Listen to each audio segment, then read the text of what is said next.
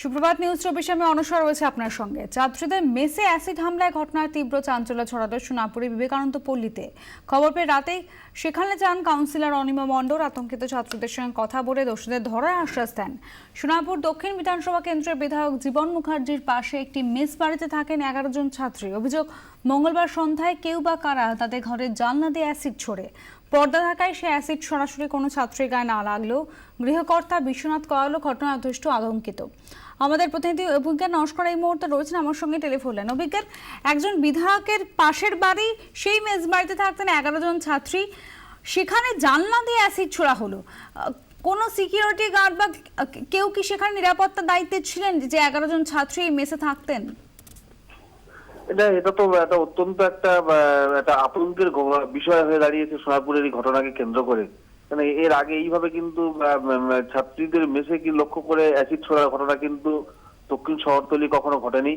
এবং বিষয়টা ঘটেছে যে এটা হচ্ছে সোনারপুর দক্ষিণ বিধানসভা কেন্দ্রে যিনি বিধায়ক রয়েছেন জীবন মুখোপাধ্যায়, তার যে বাড়ি রয়েছে বিবেকানন্দ পল্লীতে, তার বাড়ির একদম লাগোয়া একটি মেস বাড়ি। সেখানে 11 জন ছাত্রী তারা পড়াশোনা করার জন্যই মূলত তারা সেখানে থাকতেন এবং তারা তখন সেই সময় পড়াশোনাও করছিলেন।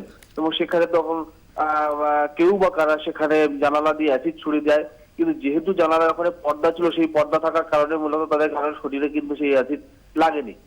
যখন কটু গন্ধ প্রচন্ড বেরোচ্ছিল তখন তারা বুঝতে পারেন এবং তারপর তারা বাইরে এসে দেখেন সেখানে অ্যাসিড রয়েছে। এরপরে তারা আতঙ্কিত হয়ে যান, সঙ্গে সঙ্গে তারা ছুটে যান স্থানীয় কাউন্সিলর অনিমা মণ্ডলের বাড়িতে। অনিমা মণ্ডল তিনি জানতে পারি তিনি ঘটনাস্থলে সঙ্গে সঙ্গে চলে আসেন। এলাকায় রীতিমতো আতঙ্ক তৈরি হয়ে যায়, লোকজন চলে আসেন। অনেক ছাত্রীর পরিবার মূলত তারা জানতে পারেন যে অ্যাসিড ছড়া হয়েছে, তারাও চলে আসেন। রাতেই কিন্তু আতঙ্কে তারা সেখান থেকে অনেকেই কিন্তু মেস ছেড়ে চলে গিয়েছেন। অভিজ্ঞান, এর আগে ছাত্রীরা কারো কাছ থেকে হুমকি বা কোনো রকম ভাবে থ্রেট কিছু কি পেয়েছিল? পুলিশকে কি কোনো কিছু জানানো হয়েছিল? যেহেতু রাতের ঘটনার ফলে স্বাভাবিকভাবেই তারা কিন্তু পুলিশের দ্বারস্থ হতে পারেনি এবং গোটা বিষয়টা স্থানীয় প্রশাসন অর্থাৎ কাউন্সিলরকে তারা বিষয়টা জানিয়েছেন। কাউন্সিলর নিজেও সরাসরি তিনি ঘটনাস্থলে এসে তিনি দেখেছেন।